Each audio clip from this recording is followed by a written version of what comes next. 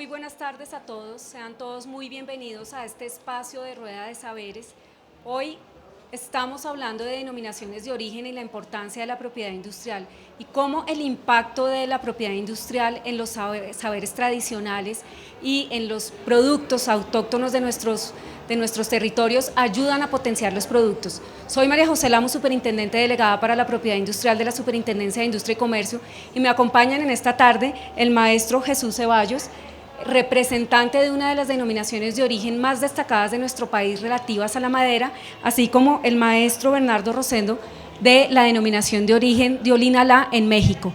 Hoy queremos compartir experiencias de estas dos denominaciones de origen que tienen saberes tradicionales muy parecidos, se caracterizan por ser productos de la madera, que además tienen incorporados en ellos saberes tradicionales, cultura y el saber hacer de nuestros países. Recordemos que las denominaciones de origen, inclusive por definición legal, nos dicen que son aquellos productos cuya caracterización debido al origen, al terruño y sobre todo a esos elementos culturales tradicionales y de familia que se transmiten de generación en generación, hacen productos únicos y especiales que puedan llevar, para el caso colombiano, maestro, el sello de denominación de origen protegida y le dan un valor adicional y una representación importantísima en el mercado.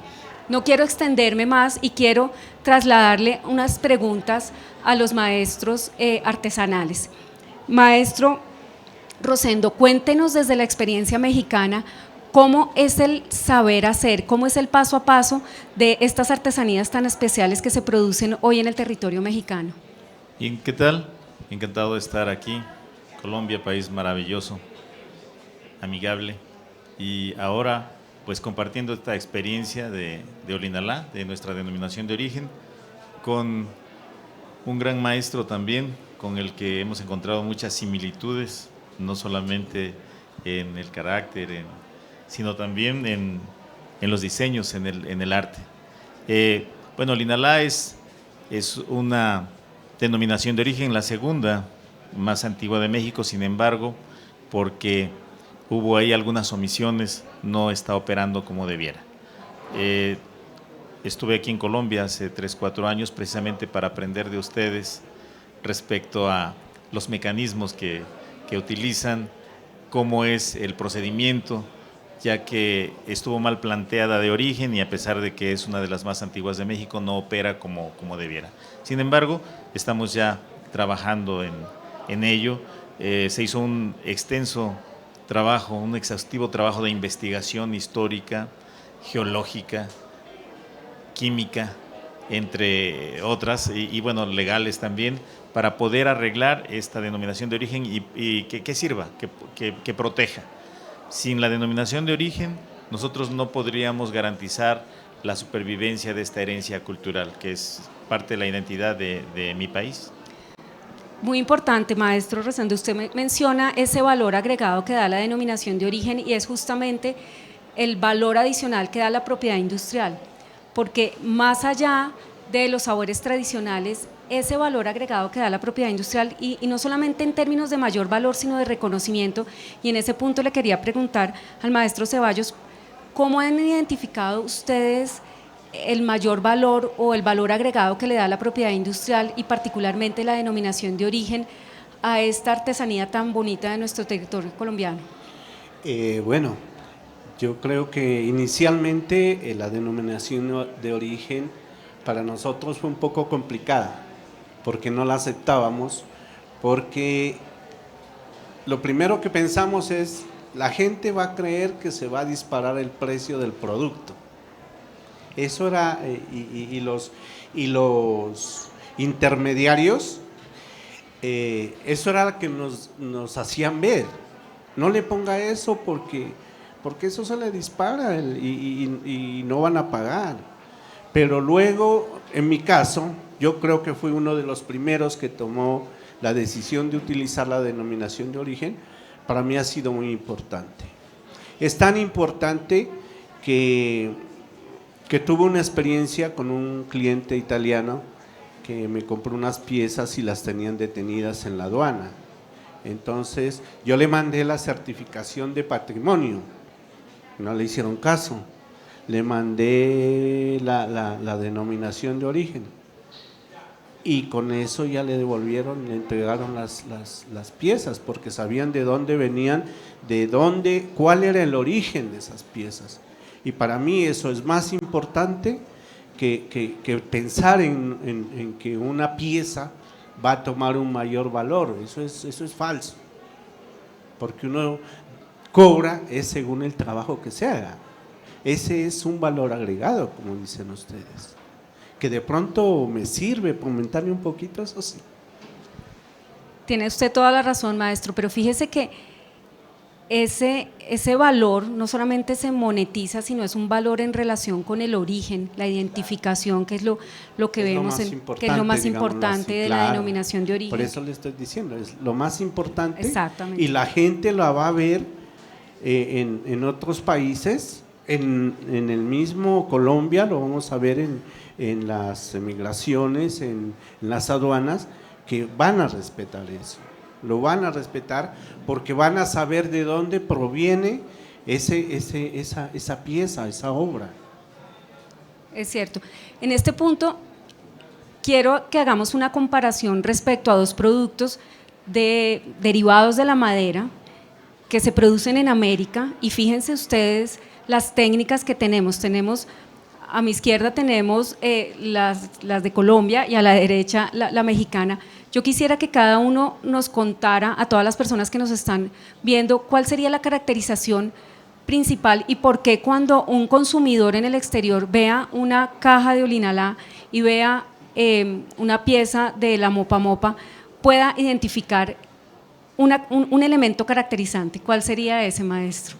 Bueno, con nosotros el producto insignia es la caja, por el valor agregado que le dio la madera perfumada del linaloe. Es una coincidencia que los nombres se parezcan, Olinalá y linaloe, aunque no tengan las mismas, el mismo origen. Uno es del náhuatl y otro del latín. Pero vamos, creo que cuando la caja se incorpora al concierto de los productos de Olinalá, le da mucha fuerza, porque empiezan gente muy importante a escribir, porque inspiró, porque el aroma yo creo que es algo que se nos fija más que lo visual. Mucha gente que yo conozco cuando me habla de Olinalá me pregunta, no por la extensa gama de productos que tenemos, sino por la caja. Maestro, ¿y la madera con la que se producen estas cajas, o más bien los árboles, solamente se cultivan en esa zona geográfica? Sí. No solamente en el municipio de Olinalá, sino compartimos esta área de tierra muy caliente con los estados de Puebla, de Morelos y un poquito Oaxaca, pero sí es muy, muy local. La zona geográfica comprendida en la denominación. Fíjense que es un elemento muy importante. Y para el caso de la Mopa Mopa, maestro, cuéntenos, la semilla, ¿en dónde se produce y cómo la encuentran ustedes? Bueno, ¿y en qué árbol? El árbol de donde se saca la resina es del árbol del Mopa Mopa, es un nombre indígena de las culturas del Amazonas, porque la planta se encuentra en el piedemonte amazónico entre 1200 y 2000 metros de altura. Entonces esta es una planta que tiene unas características para desarrollarse muy delicadas, como muy propias. Entonces el árbol no pega en cualquier parte, por eso no se lo han llevado, porque si no ya estuviera regado por el mundo. Por eso es denominación de origen. Entonces sí, por eso es patrimonio, por esas características tan hermosas. Es que esa es una planta mágica. Imagínese, Bernardo, por favor, levante la hojita. Vemos un cogollito negro, eso es lo que se cosecha del árbol. Es más, no se daña, es como cosechar café. Que las dificultades son mayores, sí son mayores, pero para mostrarles a ustedes, es como cosechar el café, toca subirse en unos andamios, toda una parafernalia en torno a la cosecha. Y a nosotros nos llega esa resina. Como es una resina, ella se compacta. Los cosechadores nos venden esa parte. nos venden la resina compactada. Cuando está en nuestras manos la sometemos en agua caliente y ella se suelta como una melcocha, en donde se aprovecha a limpiarla. Es un proceso larguito, pero se logra. Mire, ya está limpia. En cuanto ya está en ese estado, comenzamos a darle los diferentes colores. Y todo se hace sobre el agua caliente, el agua hirviendo. Esa es una característica. Eso es lo que les da miedo aprender un poquito. Pero la resina misma a uno le da una ayuda porque realmente la gente piensa que nosotros metemos la mano en la olla de agua hirviendo. Cuando la resina ya está preparada, ya está lista para salir, ella se sube. Entonces ella dice, sácame, y uno mete la mano y la saca. Allí se aprovecha a darle el color. Los colores son pigmentos naturales, naturales y vegetales, minerales y vegetales. Unos son naturales, otros son industriales. Pero no ha cambiado casi en nada el proceso de la preparación de la resina. Entonces logramos ya unas resinas de colores. Acá están, no, acá está la masita, eso, las masitas de colores. Eso, ya son esas las masitas de color, eso es lo que ya logramos con el teñido. Para luego lo sometemos al agua hirviendo, hacemos como una tortillita, todo es doméstico, hacemos una tortillita y algún día un niño me dijo, bueno, usted hace la tortillita y ¿dónde está la máquina para hacer las láminas? Entonces le dije, ya le voy a mostrar la máquina para hacer las láminas. Es entre dos personas que comenzamos a jalar, cogemos de los mayores puntos para sacarla de un calibre similar y comenzamos a jalar para lograr esas láminas. Esas láminas son las que se aplican sobre los objetos y con una cuchilla como esta es que se decora. Esta es una cuchilla, pues, como el compañero decía ayer, todos los pinceles míos son domésticos. Esta es una cuchilla doméstica. Entonces, ¿qué digo yo cuando hago una artesanía? Cuando me preguntan de la artesanía, ¿por qué se logran esos diseños? Esa es una cosa que nace del corazón. Eso se hace con el corazón. Y yo creo que todas las artesanías tienen su propia identidad, su cultura y son hechas por una persona con corazón. Entonces, por eso miramos que a todos nos fascina una cosa, nos fascina la otra, nos fascina la otra. Es por eso, porque es hecha por un ser humano con sentimientos. Así es, maestro, qué bonito. Maestro Rosendo, hablaba usted de las dificultades que han tenido desde la propiedad industrial, desde la denominación de origen. Quisiera que nos contara, bueno, una de las diferencias entre las dos denominaciones de origen es que en Colombia la mopa mopa la hacen con una cuchilla y ustedes son con pincel. Cuéntenos, con ese pincel además, ¿cuántos beneficiarios o cuántos artesanos tienen en el estado? ¿Cuántas personas se dedican a este arte tan importante? El municipio de Olinalá tiene un poco más de 1000 talleres. El taller puede componerse de 2 o 5 o 6 gentes dependiendo de la familia. El 60% o 70% son del área mestiza y un 40 o 30% más o menos del área indígena, donde el estilo de decorado es mucho más autóctono. Ambos tienen similitudes en cuanto a las técnicas, en cuanto a los materiales. El maque de Olinalá lo conforman 3 minerales. Es una calcita que en náhuatl denominamos toctetl, una dolomita y una tezicaltet y un óxido de hierro que denominamos tecoxtle con aceite de chía. Todavía son nombres en el antiguo idioma del imperio, sí, lo que denota su origen prehispánico.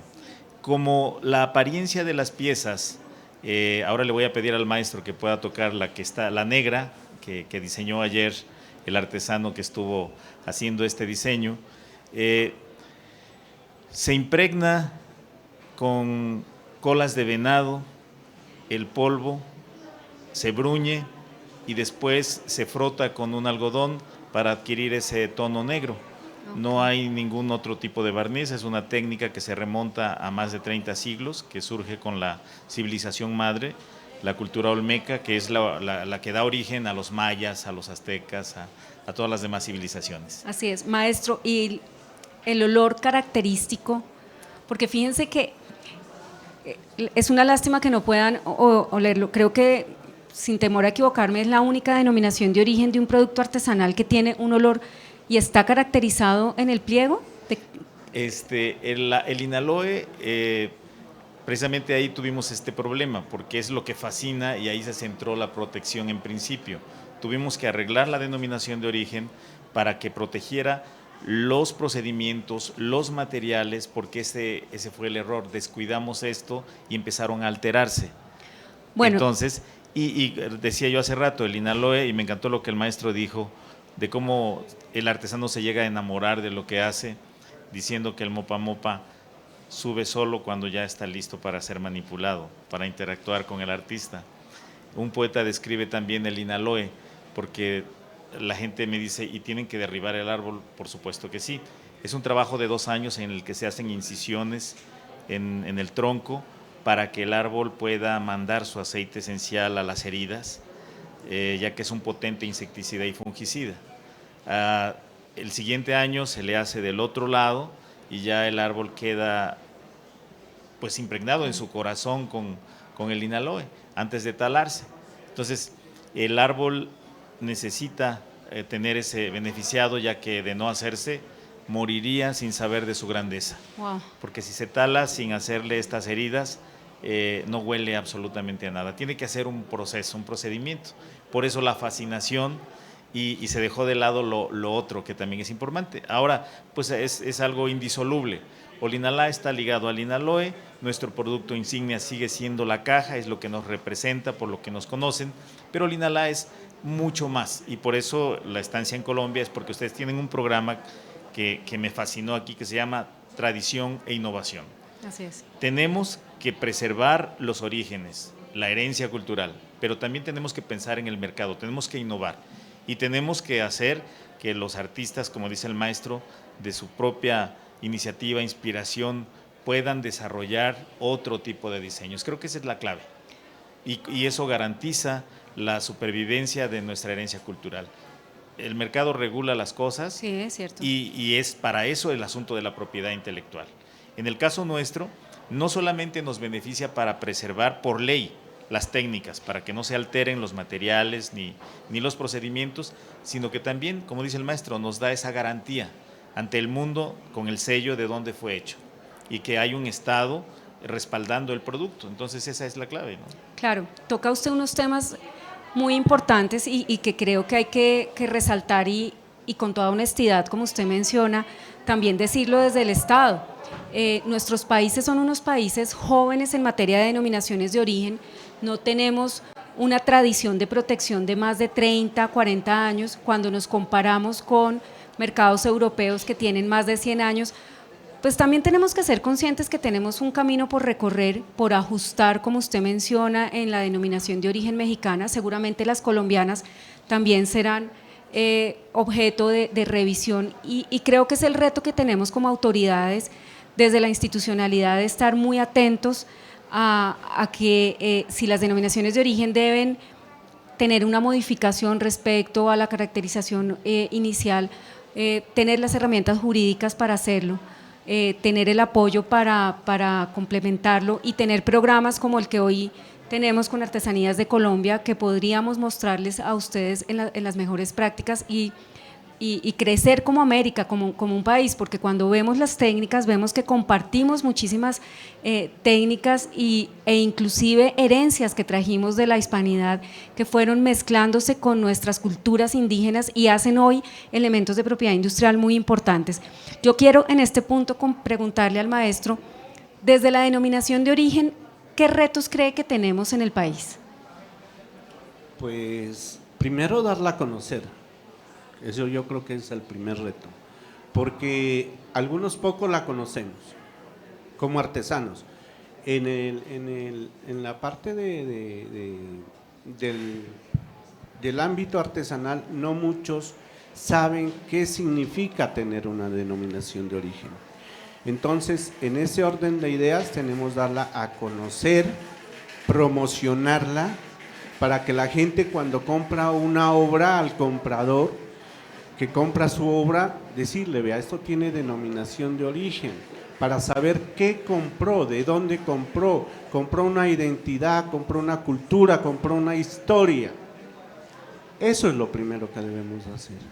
Y luego promocionarla si se puede a nivel del mundo, para que la gente conozca que existen esas denominaciones, porque las denominaciones de origen, las que promocionan son muy pocas, porque la artesanía realmente se comercializa internacionalmente, en el caso del barniz, muy poco. Entonces hay que dar a conocer ese trabajo, todo ese trabajo que han hecho ustedes con la denominación, y de paso dar a conocer las técnicas artesanales. Así es, maestro, tiene toda la razón. Yo quisiera preguntarle al maestro Rosendo, nosotros en Colombia hemos acompañado diferentes elementos de la propiedad industrial en las artesanías. Muchos de los artesanos no solamente usan la denominación de origen por ser beneficiarios, sino que tienen sus propias marcas de productos. En el municipio, usted mencionaba que tienen más de 1000 artesanos, ¿cada uno tiene su marca? ¿Hacen uso de la propiedad industrial o también es un camino que debemos recorrer? Porque en Colombia también debemos recorrer ese camino. Lamentablemente no tenemos todavía esta caracterización de los estilos, pero comienza ya a hacerse notar. De hecho, el propio comprador es el que empieza a pedir esa pues, garantía de calidad. Yo de todas maneras estoy abocado ahorita desde la escuela también, primero a establecer bien la norma oficial mexicana, para que, bueno, la ley mandata, ya no pregunta, para que ya no tengamos el problema de que si se garantiza o se certifica o no la artesanía, ¿no? Tenemos que ganarnos este prestigio a nivel internacional, esa es nuestra obligación, trabajar con calidad para poder exigir también precios más justos. Así es. Finalmente, les quiero preguntar a los maestros, ¿qué consideran o qué esperarían de la denominación y cómo controlar la calidad, ustedes como maestros, para que pueda ser protegida todo ese saber hacer desde la propiedad industrial? Controlarla esa es tarea de cada uno, de cada artesano a quien se le otorga, o de cada artesano o de cada grupo artesanal a quien se le otorga esta denominación. O sea, eso no es responsabilidad del gobierno. Si a mí me dan una denominación de origen para que garantice yo mi producto, pues tengo que cuidar mi trabajo. No puedo ir a improvisar en un trabajo y hacer quedar mal, porque cuando se vende un trabajo con denominación de origen y que esté mal hecho, estoy dañando no solo el trabajo del taller Jesús Ceballos, sino el trabajo del barniz de Pasto. Entonces, eso es concientizar a los artesanos del valor de esta denominación. Eso es lo que pienso, y nosotros como artesanos somos los baluartes para proteger esa denominación y darla a conocer. Tiene razón, maestro, ¿y usted? Yo creo que tiene que haber una política de Estado perfectamente dirigida a las artesanías.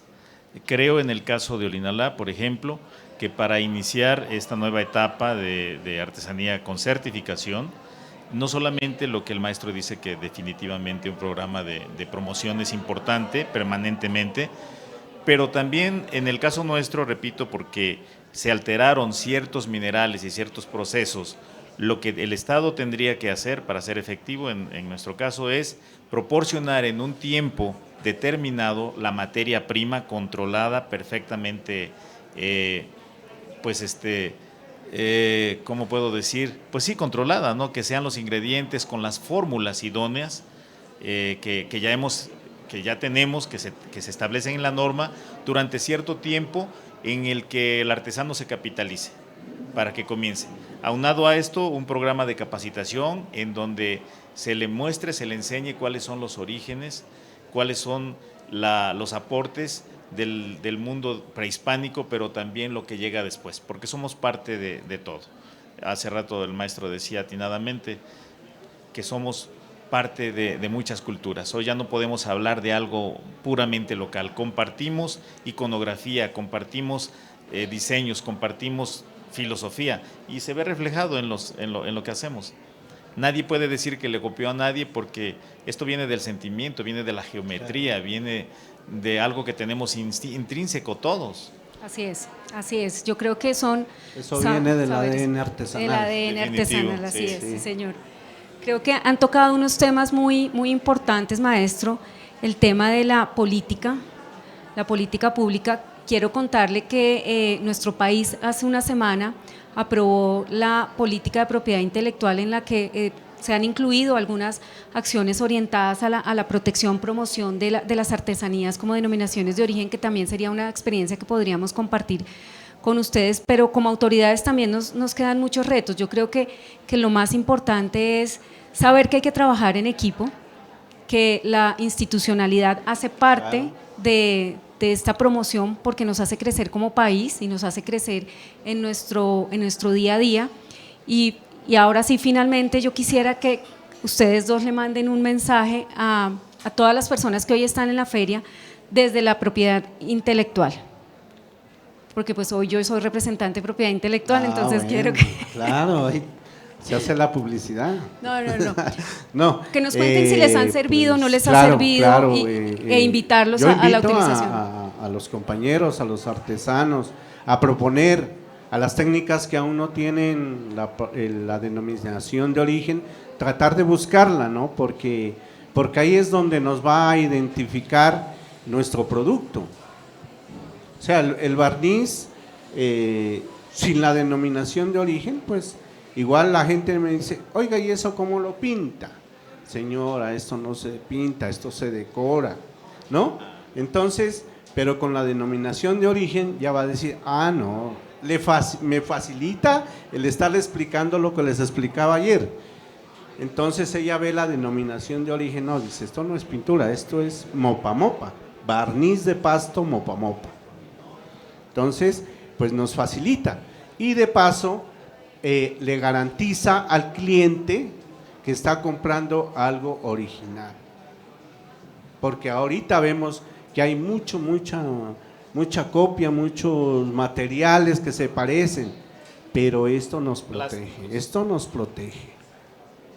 Sí, es, maestro. Sí, por mi parte creo que el simple hecho de ser una denominación de origen ya es haber adquirido un estatus superior, diferente. Es un reconocimiento internacional que hace la diferencia.